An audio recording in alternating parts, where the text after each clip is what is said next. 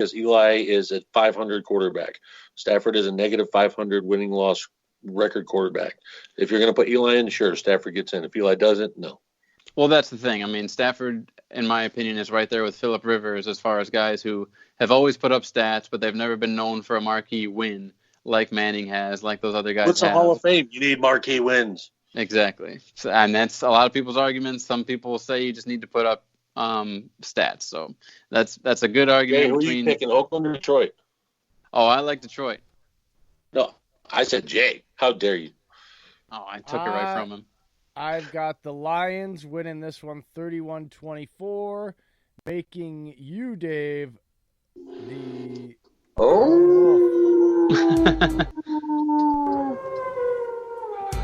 You don't need to do that anymore. I have a sound for you.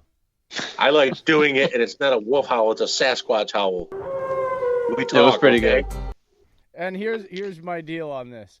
Darrell Bevel was brought there to run the ball. He's lost all his good pound-it runners. But there's another team in that division to look at of how not to have to depend on the running game getting 100-plus yards and still involving the running backs in the passing game and keeping the pressure off of the premier quarterback position still. And also, if he can't see it himself, his best buddy, I'm sure, has called him at least twice and said, have you heard what they're saying about you, Darrell? Why don't you look at what they're doing in Green Bay? And that guy would be Brett Favre. Brett Favre and Darrell Bevel are like this, two peas in a pod, man. They talk a Bevel lot. Was there with Green Bay. And if Bevel cannot look at it himself, I'm sure he's getting a phone call from a guy saying, dude, throw the ball to your running backs. Motion your running backs. Put them out on the field. They're going to have to throw the ball, and that means you have to look at the matchup. What did you talk about earlier? You talked about the Raiders having the worst passing. This matchup, considering what they're doing, couldn't be any better for the Lions this week. They had J.D. McKissick. They don't run the ball well, but they throw the ball well. They're going against a defense that doesn't defend the pass well. Take the Lions here, 31-24.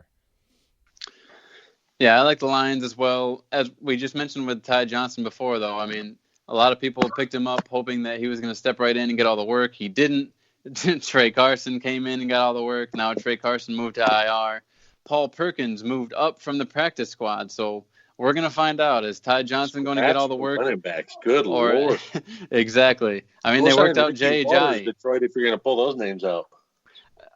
How many frequent flyer miles does Jay Ajayi have at this point? I mean, he's been all over the country working out for teams. I don't. But, I'm sorry. For Detroit fans, I got to say this. Bob Quinn screwed up on that. You have who? Ty Johnson? Oh, a rookie 6th-rounder. Oh, you have J.D. McKissick? Okay, receiving scat back. Keep him.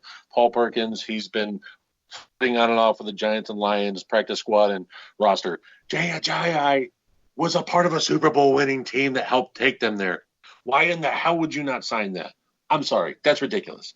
Power back. Guess what carry-on was? Power back. Oh, fits perfect. Bob Quinn, if you lose this week, you done effed up. Perhaps. Yeah, we'll see. I mean, it definitely – guys like McKissick suit what Stafford is used to, right, with a lot of – He's a younger Theo Riddick. Yeah, throwing the ball, dump-offs, things like that. But like you said, this is not the offense that – They lose. Yeah. This is not the offense Bevel wanted to run. So we'll see. Moving into the Tampa Bay-Seattle game, guys. Seattle is at home, favored by 5. This game is projected to be a barn burner with a 51.5-point over-under. I personally would take the over. This is an interesting one. You've got O.J. Howard ruled out for the Buccaneers. So Cameron Brate, although he's been banged up, steps in as the number 1. And if you guys can remember, seems like ages ago, Cameron Brate is Jameis Winston's boy. I mean, when it comes down to the red zone, Winston looks for Brate, and he at least gets you a touchdown every game. So I would feel pretty good streaming Cameron Brate this week. We talked about the buys. We talked about guys you're going to need to plug in. I'm pretty confident that Brate scores a touchdown against Seattle this week. However, I mean, you've got Josh Gordon, who is now on the Seahawks but unavailable for this game, so DK Metcalf gets to enjoy another week of relevancy. You've got Tyler Lockett, who's had double-digit points. Yeah, Jerron Brown, Lockett, who's had double-digit points in every game this season. Surprisingly enough, Ed Dixon is ready for this week, so he had rapport with Russell Wilson, folks. So maybe a sleeper tight end if you can't find one. Ed Dixon, the old Oregon Duck, Ed Dixon, finding his way back to fantasy baby. relevancy. On Tampa Bay's side of the ball, guys, they are surprisingly stingy against the run, allowing a league-low 68 rush yards per game. So, although McCaffrey, 53 or 54, I believe, for rushing.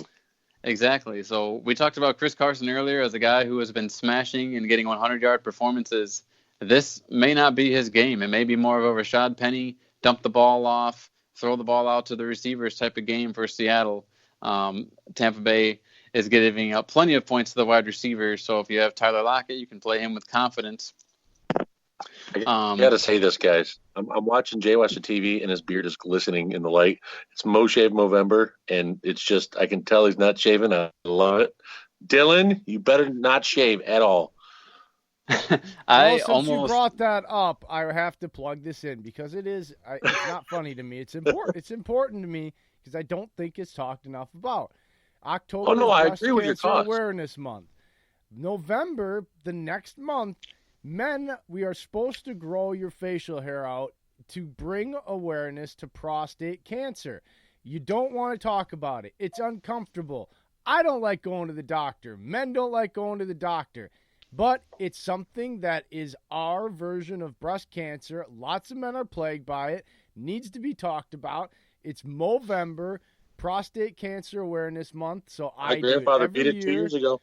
Yep, I'm growing my facial hair out for the whole month. I don't like facial hair. Fellas. My wife doesn't like it, but I do it because I believe in the cause. I believe it needs to be talked about. I believe us men need to stop with our macho bravado bullshit when it comes to this and stop letting each other die over something that is very, very catchable and curable. So there you have it, folks. Yeah, I would shave, but there's nothing to shave, so it doesn't keep growing it out. I don't care if it's a dirt patch. I want to see it. Oh, it's very Joe Dirt. It Listen, doesn't grow in I've here. seen Sensei Busby right here. grow out a full beard. You're growing it. Yeah, Sensei Busby has those genes that I just didn't make it my way. You can do it. Wax on, wax off. Anyways, back to the old Tampa Bay Seattle game. Jameis Winston, Sorry, didn't mean to get sidetracked. I had to bring it up. His beard was glistening in his light. No, it's fine. I know anytime we can plug him in, it's great. Jameis Winston has 15 turnovers thus far in the season. That is the most. That is definitely the most in the NFL. I think Seattle covers 64 turnovers since he's been drafted. What was the line on this game? Minus 5,000? Yeah, it would make sense considering Seattle's at home playing against turnover-prone Jameis. However, guys, Mike or Dave, I know you got to decide on whether or not to play Mike Evans today.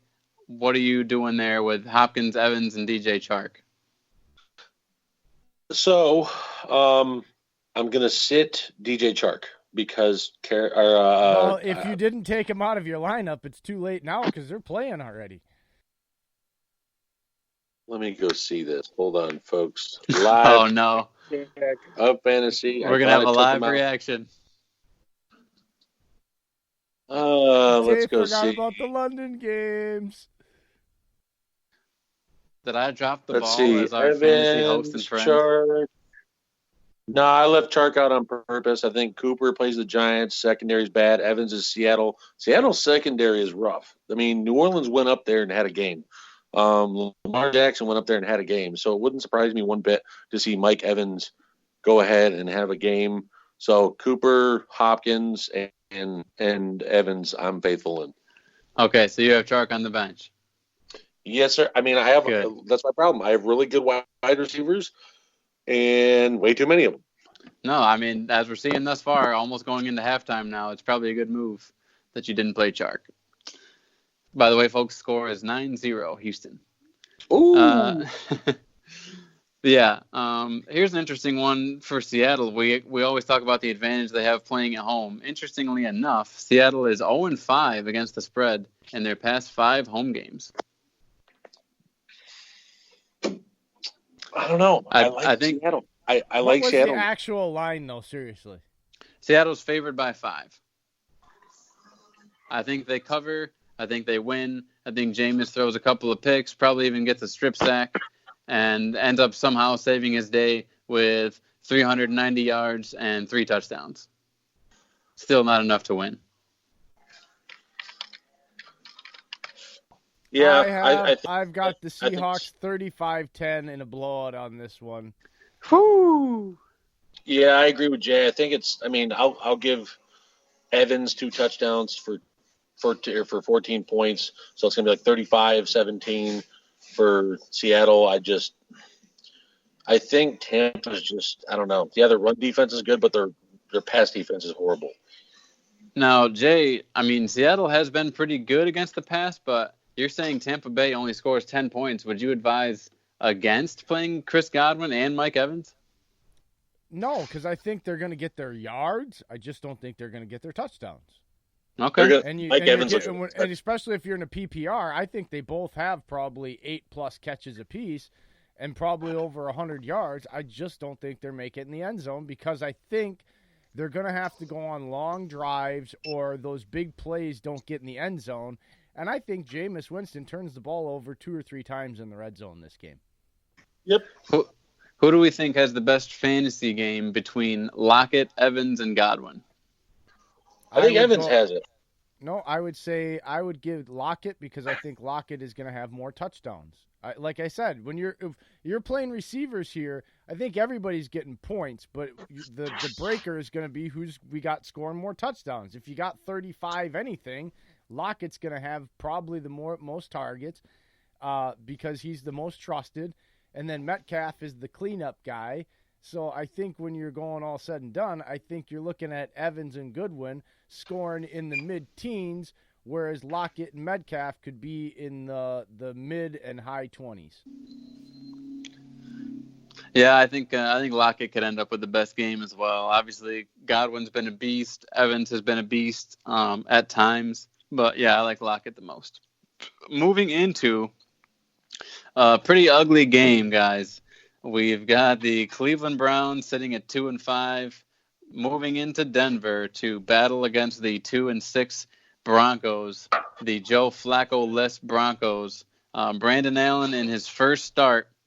I don't like it, but here's an interesting stat. QBs in their first start are 8-0 against the spread this season. So although Cleveland is favored by 4, Denver has that working in their favor. Pretty interesting stat about QBs in their first start. If the Browns lose this game, Freddie Kitchens gets fired. I'm sorry. Seriously, I think he does. You think he gets fired on the spot after this game if they lose? Yes. He's going against a first-time starting QB. That's a no-go. I'm sorry. He should have – the defense is still talented enough. Myles Garrett should be busting through that Denver O-line. I mean, come on now. No. I do not think Denver should be anywhere close in this game. I think Browns win it. If they don't, Kitchens gets fired. One of the first-year head coaches. I have multiples falling this year, but I think Kitchens might be the first if they lose this. Yeah, you brought up Myles Garrett. Myles Garrett has 10 sacks thus far on the season. That is first in the NFL. And now he's going up against this Denver offensive line that will be without their starting tackle, Juwan James. However, working in Denver's favor, pretty stingy against fantasy quarterbacks, only allowing 11 points per game. So if you were banking on a get-right game for Baker Mayfield and the boys, I wouldn't be looking to this matchup for it. Chris Harris was talked about in trade rumors, didn't happen, still in Denver, still playing lights out. I think you're going to have another disappointing game from Odell Beckham. Luckily, Jarvis Landry is healthy. He might be the better receiver of the two in this game. And then you're talking about Nick Chubb, hopefully. Derek Wolfe is out for this game, so the middle might be a little open for Nick Chubb. Yeah, Nick Chubb should enjoy himself a pretty decent game, and they need him. They've needed him all season long because outside of him, haven't been able to find much success on the offensive side of the ball. So although supposedly, numbers don't lie, QBs making their first start are 8-0 against the spread this season. I'm going to take the Browns to snap that streak. I do think they win this one by more than 4 points. Taking Cleveland on the road, Freddie Kitchens' job